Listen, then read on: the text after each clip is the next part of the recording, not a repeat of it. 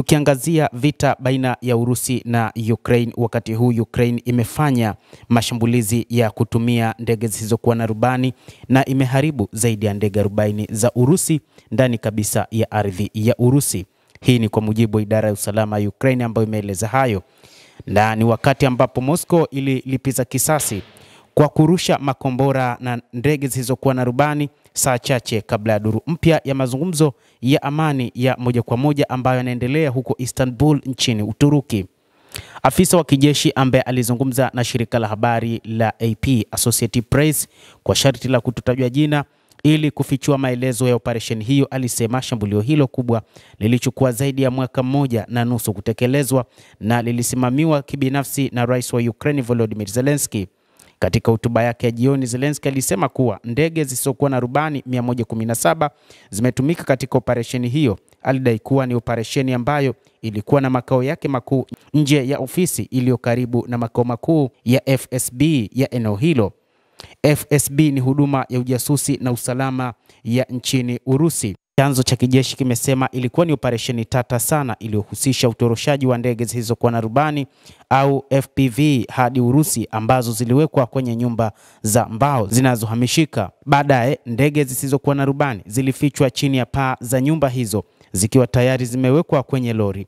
Wakati ufaao, paa za nyumba zilifunguliwa kwa mbali na ndege zisizokuwa na rubani ziliruka na kugonga washambuliaji wa Urusi, chanzo kilieleza.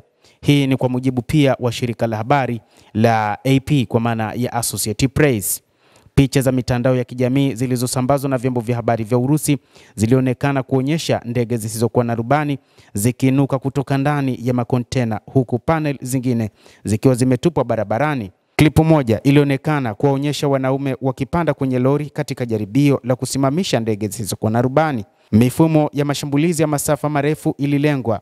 Ndege hizo zisizokuwa na rubani ziligonga karibia ndege 41 zilizokuwa kwenye viwanja vya ndege vya kijeshi Jumapili mchana, zikiwemo ndege za A-50, Tu-95 na Tu-22M, afisa huyo alisema. Hapo awali Moscow ilisema kutumia ndege za Tupolev Tu-95 na Tu-22 za masafa marefu kurusha makombora huko Ukraine, huku A-50 zikitumika kuratibu shabaha na kugundua ulinzi wa anga na makombora ya kuongozwa. Huduma za usalama za Ukraine zimesema kwamba operesheni hiyo ambayo waliipa jina la Web imeharibu 34% ya meli za Urusi za kubeba makombora ya anga na uharibifu unaokadiriwa kuwa ni wa dola bilioni 7.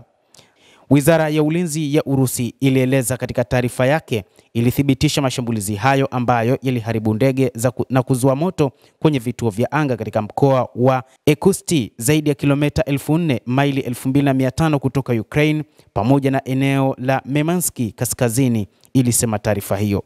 Makombora hayo yalizuiliwa katika eneo la Amur katika mashambulizi ya mbali kama eneo ya magharibi ya Ivanovo na Ryazan, wizara hiyo ilieleza.